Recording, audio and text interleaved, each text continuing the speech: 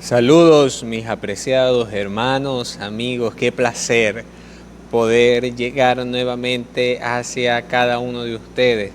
Aquí les habla el pastor Miguel Moreno y hoy domingo 19 de julio seguimos sin poder reunirnos en el templo debido al coronavirus. Sin embargo, esto no es impedimento para que nosotros sigamos cumpliendo con nuestro deber, ese deber que nos enseñó el apóstol Pablo, de predicar la palabra de Dios a tiempo y fuera de tiempo. Y el llamado es, pese a cualquier circunstancia, pese a todo lo que estamos pasando, es a no dejar de confiar en el Señor, clamar a Él. Recordemos que Él empeñó su palabra y nos dijo: clama a mí y yo te responderé. Y tengamos plena certeza, plena seguridad de que si nosotros lo llamamos, si nosotros clamamos a Él, Él ha de responder. Y Él ha de socorrernos, y Él ha de ayudarnos, Él ha de ampararnos. Recordemos que debemos habitar bajo la sombra del Omnipotente, y ahí en esa sombra estaremos seguros. Hoy domingo continuamos con el estudio que venimos haciendo a la carta que escribió el apóstol Pablo a la iglesia que se encontraba en Tesalónica. La primera carta de Pablo a los hermanos tesalonicenses. Esta carta hemos visto que tiene un tema central. El tema central es preparar a la iglesia para la segunda venida de nuestro Señor Jesucristo, cuando el Señor venga a buscar a su iglesia, a buscar la iglesia que Él compró a precio de sangre. Y si recordamos, la semana pasada dimos inicio al capítulo número 4, donde Pablo nos habla acerca de la vida que le agrada al Señor, la vida que le agrada a Dios, una vida que hay que vivirla en santidad, alejándonos de la fornicación, alejándonos de lo que nos contamina, alejándonos del adulterio, alejándonos del pecado, no dejando que el pecado reine en nuestras vidas, sino que ofrezcamos nuestra vida, nuestro cuerpo en sacrificio vivo y santo, agradable a Dios. Y una vida en integridad, donde trabajamos para ganarnos el sustento diario y donde también somos caritativos, ponemos nuestra fe en acción. Entonces, en los primeros 12 versículos del capítulo 4 de 1 Tesalonicenses, esto es lo que Pablo desarrolla. Vivir en santidad, porque la voluntad de Dios es nuestra santificación, y ser íntegros, con el propósito de prepararnos para que cuando el Señor venga a buscar a su iglesia, estemos como Él nos quiere encontrar, sin manchas, sin arrugas, ni cosa semejante. Pero en el versículo 13, Pablo entonces comienza a desarrollar ampliamente lo que es el tema principal, el tema central, lo que podíamos llamar la columna vertebral de toda la carta dirigida a la iglesia de los tesalonicenses. Pablo comienza a hablar sobre la verdadera esperanza que tiene el creyente en Jesucristo. Tenemos que recordar que en el capítulo 1, el apóstol Pablo manifestó que la iglesia de los tesalonicenses, y él se gozaba en esto, de que la iglesia de los tesalonicenses estaba fundada en una esperanza firme en Jesucristo. Y si leemos lo que dice el versículo 10 del capítulo 1 de esta primera carta, dice que están esperando al Hijo de Dios, el cual resucitó de los muertos, a Jesús, a quien nos librará de la ira venidera. La iglesia de los tesalonicenses sabía que en Jesucristo y solamente en Jesucristo había una verdadera esperanza. Ahora bien, Pero vemos en este capítulo 4, comenzando con el versículo 13, que esta iglesia, a pesar de que estaba fundada en la esperanza en Jesucristo, tenían una duda. ¿Y cuál era esa duda? ¿Cómo sería el cumplimiento de esa esperanza? ¿Cómo sería? ¿Cuándo sería? Y sobre todo, ¿qué pasaría con aquellos que habían muerto y no habían visto la venida de nuestro Señor Jesucristo? Tenemos que recordar que la iglesia, esa iglesia primitiva, esa iglesia en sus inicios, anhelaba tanto la segunda venida de Cristo que muchos creían que no iban a haber muerte. El mismo apóstol Pablo, según sus escritos, logramos entender que al principio de su ministerio él pensaba que no iba a haber muerte, sino que iba a experimentar, iba a ver la segunda venida de Cristo antes de su muerte. Entonces, esta iglesia, la iglesia de los tesalonicenses, tenía esa duda. ¿Qué pasa con los que mueren? ¿A dónde van? ¿Tienen esperanza o no tienen esperanza? Entonces Pablo, a partir del versículo 13, responde esa duda y les habla acerca de lo que conocemos como doctrina escatológica. Les habla acerca de que aún los muertos tienen esperanza. Y en lo particular, ese pasaje, comenzando con el versículo 13 en adelante y tomando parte del capítulo 5 de esta primera carta a los tesalonicenses, es uno de los pasajes más gloriosos de todos los escritos del apóstol Pablo, porque entonces nos narra lo que verdaderamente espera el creyente. Nos narra cómo va a ser el momento en que la iglesia del Señor sea arrebatada y se reúna de una vez para siempre con su Señor, con su Rey, con su Salvador. Pablo entonces narra en estos versículos cómo el Señor también librará a la iglesia de algo terrible que viene para el mundo. Librará a la iglesia el Señor de la gran tribulación, de la ira venidera. Hay muchos que afirman que la iglesia ha de atravesar por la gran tribulación. Sin embargo, hay muchos pasajes bíblicos que nos dan a entender que el Señor ha de librar a su iglesia, a la iglesia que Él compró, a la iglesia que Él rescató y redimió a precio de sangre, de esa sangre derramada en la cruz del Calvario. El Señor la ha de librar de la gran tribulación. La iglesia no ha de pasar por ese tiempo de angustia, de la angustia de Jacob.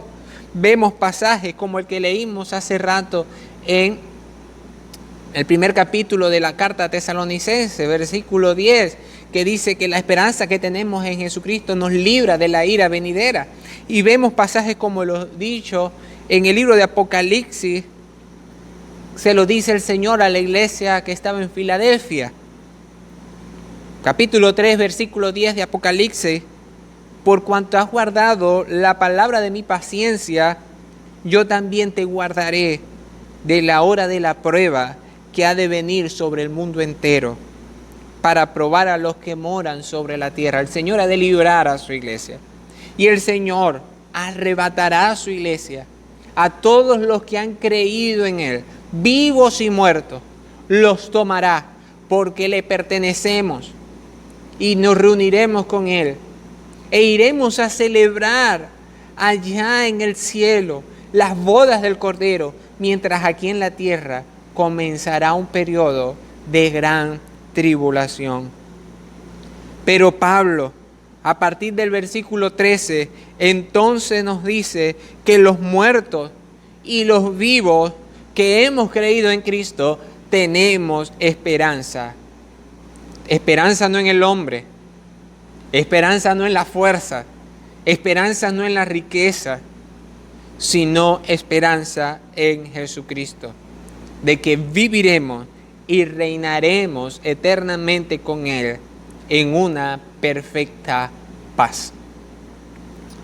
Leemos lo que dice entonces el apóstol Pablo a partir del versículo 13 en adelante del capítulo 4.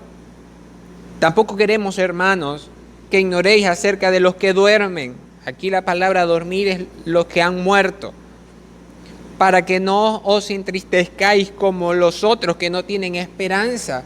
Nos da a entender que los muertos que han muerto confiando en Cristo como su único y suficiente Salvador, que han entregado su vida y verdaderamente se arrepintieron de sus pecados y su vida fue transformada, ellos han muerto con esperanza, pero los que han muerto sin Cristo mueren sin ninguna esperanza. Mueren y están condenados.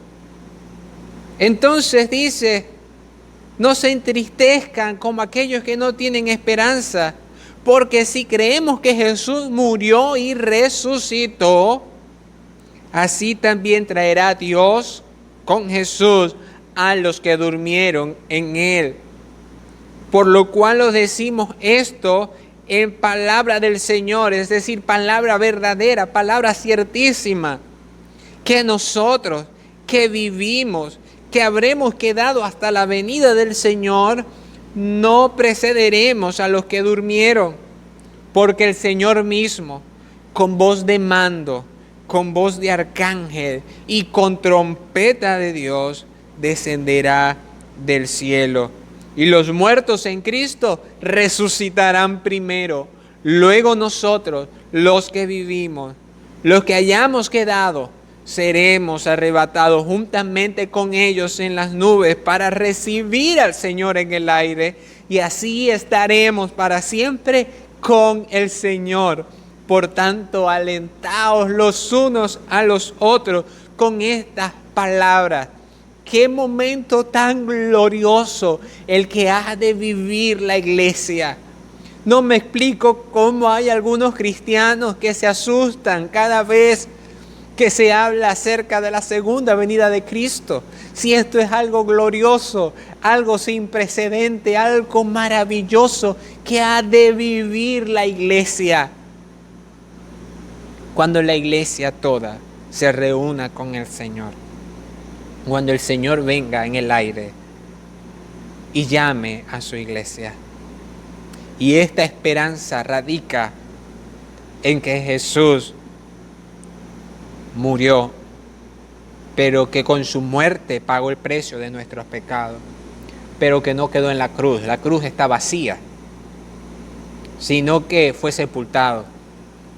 Pero al tercer día la misma tumba quedó vacía. La muerte vio su muerte cuando vio a Cristo. Y Cristo venció a la muerte. Y la piedra fue removida para que el mundo entero se diera cuenta que Jesús había resucitado. Y el hecho de que Jesús resucitó nos da esperanza. El apóstol Pedro en su primera carta, el capítulo 1, versículo 3, dice lo siguiente: bendito el Dios y Padre de nuestro Señor Jesucristo, que según su gran misericordia, y la mayor muestra de misericordia es lo que acabamos de decir, que Cristo muriera por nuestros pecados y resucitara para darnos vida y esperanza, que según su gran misericordia nos hizo renacer. Estábamos muertos, pero gracias al sacrificio de Jesús tenemos ahora vida, hemos nacido de nuevo, hemos resucitado espiritualmente. Nos hizo renacer para una esperanza viva por la resurrección de Jesucristo de los muertos. ¿Saben algo? Todos los líderes que han fundado sectas y religiones están en sus tumbas. Smith está en su tumba. Russell está en su tumba. Elena de White está en su tumba. Buda está en su tumba y Mahoma está en su tumba, y así cada uno de los que han creado alguna secta religiosa están en sus tumbas. No así Jesús. La tumba de Jesús está vacía, señal de que Él venció a la muerte. Él resucitó. Hay testigos claves. Y hay hombres que durante 40 años manifestaron ser testigos visibles, visuales de la resurrección de Jesucristo. Y fueron capaces de morir para defender esta gran verdad. Es cierto que Jesús murió y resucitó. Y gracias a esto, el creyente tiene esperanza. ¿Y en qué radica esa esperanza? Radica que el mismo poder que actuó en Jesucristo para levantarlos de los muertos, actuó también en la vida de todo aquel que ha creído en Cristo como su único y su suficiente Salvador, y le ha dado vida eterna. Lo ha resucitado espiritualmente, ha nacido de nuevo. Pero también ese poder que levantó a Jesucristo de los muertos actuará en la vida de ese creyente. Y si muere, será levantado de la tumba. Y si no ha muerto cuando Cristo venga, será arrebatado y se reunirá con el Señor. Porque el mismo poder que actúa en Jesucristo, actúa en Jesucristo para levantarlo de los muertos, ese mismo poder actúa en la vida del creyente. Los muertos en Cristo resucitarán primero. En Corintios, Pablo nos enseña que cuando el creyente muere, se entierra, se siembra un cuerpo corruptible, polvo, arena. Pero llegará el día que de ahí resucitará en gloria con un cuerpo transformado semejante al de Cristo. Y no importa cuánto cemento, cuánta arena se eche sobre la tumba, de ahí el Señor levantará a los muertos que han muerto creyendo en Él. Qué maravilloso. Se oirá la trompeta y el Señor llamará a todos los creyentes que han muerto confiando en Él, y se levantarán los cuerpos transformados y se unirán al Señor. Luego los que viven, luego los que no hayan visto muerte, no se quedarán atrás, sino que el Señor también los llamará y nos uniremos con el Señor para siempre. Aquí en la tierra solamente quedará nuestra ropa, pero nosotros estaremos en la presencia del Señor. Aquí en la tierra comenzará algo terrible, la gran tribulación. Muchos creyentes estarán manejando y de repente sus carros quedarán solos. Muchos creyentes estarán piloteando aviones y ese avión quedará sin piloto. Muchos creyentes estarán en sus casas conversando con alguien y de repente esa persona quedó sola. Aquí en la tierra comenzará algo terrible. Muchas personas habrán desaparecido, pero no estaremos mal, no estaremos sufriendo. Estaremos en un lugar muchísimo mejor que el Señor ha ido a preparar para su iglesia. Todos nos reuniremos con el Señor en las nubes, con un cuerpo glorificado, semejante al de Cristo, e iremos directo a las moradas celestiales, a una gran celebración. Iremos a la celebración de las bodas del Cordero. Mientras los que no creyeron en Cristo están sufriendo, mientras los que no creyeron en Cristo están pasando por tribulación y angustia por no haber entregado su vida a Cristo, los que creemos en Cristo estaremos disfrutando de una fiesta, de una celebración, las bodas del Cordero. Y déjenme decirles que no seremos un invitado más de las bodas, no seremos más del montón, seremos la novia, seremos la esposa del Cordero, de ese Cordero inmolado que entregó su vida en la cruz. Seremos la esposa del Rey de Reyes y Señor de Señores. Y se nos ha concedido que nos vistamos de lino fino, blanco, limpio y resplandeciente para recibir al Rey, al que será nuestro esposo. Esa es la esperanza que tenemos los que creemos en Cristo. Entonces Pablo dice que esto es suficiente para no estar triste, que esto es suficiente para que nos consolemos, para que nos alentemos unos a otros. Y aún en la pérdida de un ser querido, si ese ser querido murió con Cristo, tenemos la plena certeza de que está en su presencia y algún día todos juntos estaremos allá, alabando al Señor y celebrando las bodas del Cordero. ¿Cuándo ocurrirá esto? Hermanos, no nos pongamos a sacar cuentas. Por las cosas que vemos, por las señales que vemos, creemos que la venida de Cristo está cerca. Creemos que la venida de Cristo está a la puerta. Pero la venida de Cristo es un hecho inminente. Déjenme decirles que teológicamente hablando, luego del año 70, cuando cayó el templo de Jerusalén y cayó Roma, y sobre el templo de Jerusalén no quedó piedra sobre piedra, desde ese año la venida de Cristo es inminente. Puede ocurrir en cualquier momento.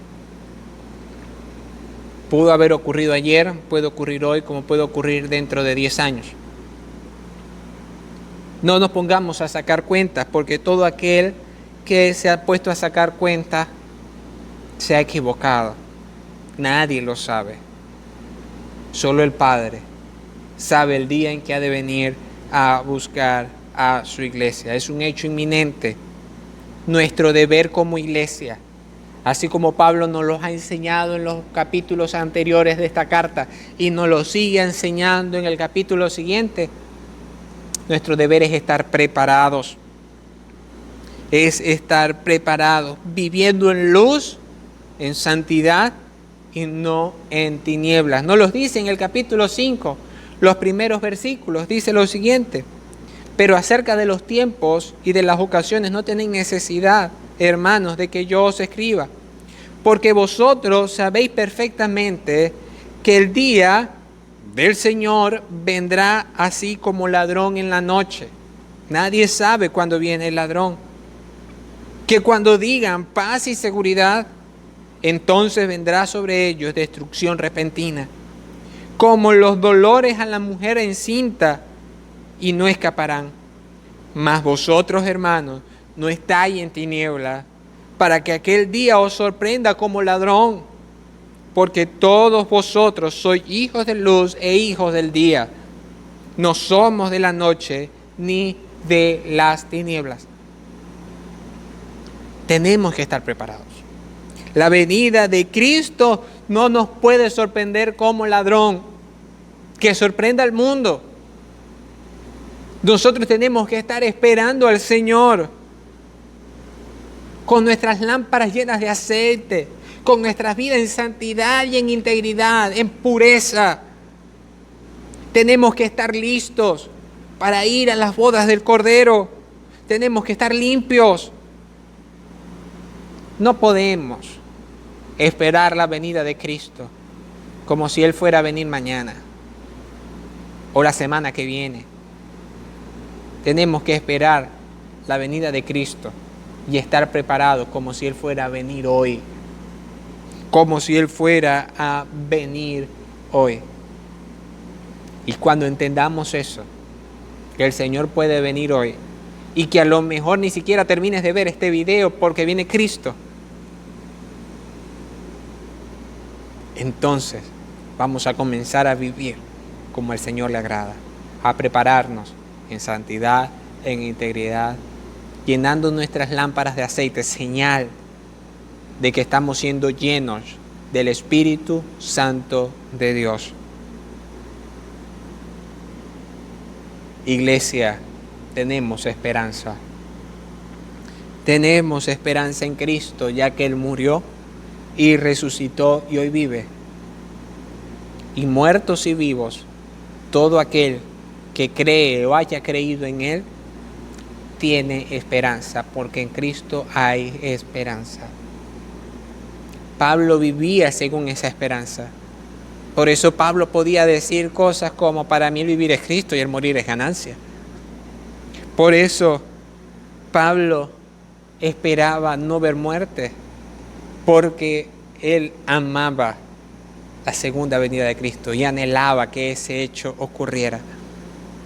Ojalá nosotros como iglesia pudiéramos amar la segunda venida de Cristo de la misma manera que Pablo lo hacía.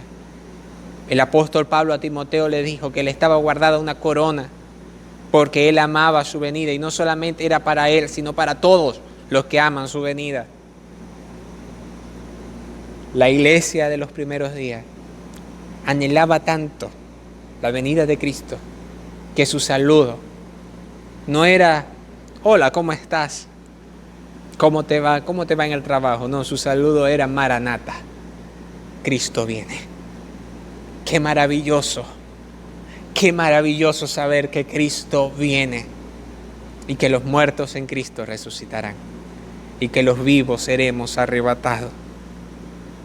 Debemos amar y anhelar esa venida del Señor y no amarla simplemente diciendo: yo amo la venida del Señor, sino en preparación, con nuestras lámparas encendidas, viviendo en santidad.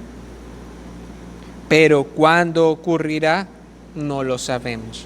Por eso tenemos que estar preparados, porque puede ser hoy. Pero es que se ha hablado mucho, hace casi 2000 años, que se está predicando acerca de la segunda venida de Cristo.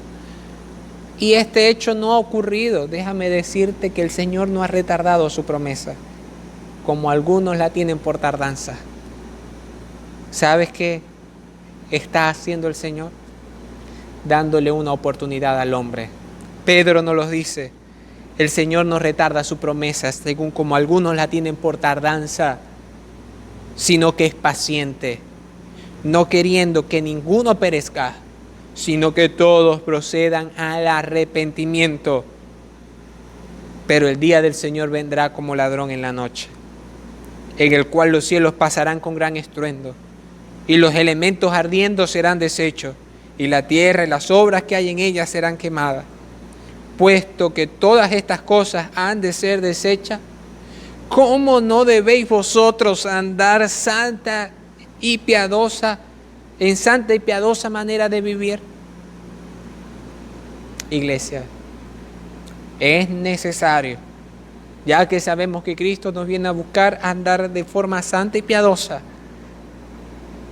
Pero para ti, querido amigo, que a lo mejor todavía no tienes esperanza, y el día de hoy te has enterado que Cristo viene a buscar a su iglesia, y que la tierra va a pasar por gran tribulación, pero que la iglesia será librada e irá a celebrar, el Señor te está dando una oportunidad. Él no ha retardado su venida, Él no ha atrasado su venida, sino que está siendo paciente, dándote la oportunidad de que te arrepientas, que corrijas tu camino y que vuelvas a Él. Que reconozca que eres pecador, reconozca que has hecho cosas que le han ofendido y por esas cosas estás condenado y debes sufrir la ira de Dios. Pero que si te arrepientes y cambias tu manera de vivir y comienzas a vivir conforme a este manual, las Sagradas Escrituras, la Biblia, obediente a los mandamientos y estatutos que aquí se consiguen, y comienzas a dar fruto, de un verdadero arrepentimiento, tienes esperanza, tendrás esperanza y serás librado de la ira venidera. El Señor te está dando una oportunidad. El Señor te está llamando. Que el Señor les bendiga. Oro por la vida de cada uno de ustedes para que el Señor les fortalezca, les ayude y les consuele en medio de toda situación, y aún en esta situación difícil puedan seguir adelante. Amado Dios y Padre Celestial, gracias te damos por tu palabra. Gracias por la esperanza viva que tenemos en tu Hijo Jesucristo. Ayúdanos a estar preparados para recibirlo con nuestra ropa limpia, sin mancha, sin arruga, señal de santidad y de pureza e integridad. Ayúdanos a vivir para ti. Guárdanos, líbranos del mal y fortalécenos. Bendice a cada uno de los que en estos momentos me están escuchando. Provee para sus necesidades. Y como siempre te pido, Señor, bendice a esta tierra, Venezuela, sánala. Bendice a los enfermos de este virus que está azotando la humanidad. Y Señor, guarda a tus hijos. Te lo pedimos en el nombre de Jesús, para quien sea la honra y la gloria. Amén. Que el Señor te bendiga. Sigue levantando el altar familiar. Sigue adelante. Y esperemos que pronto podamos reunirnos nuevamente en el templo. Un fuerte abrazo.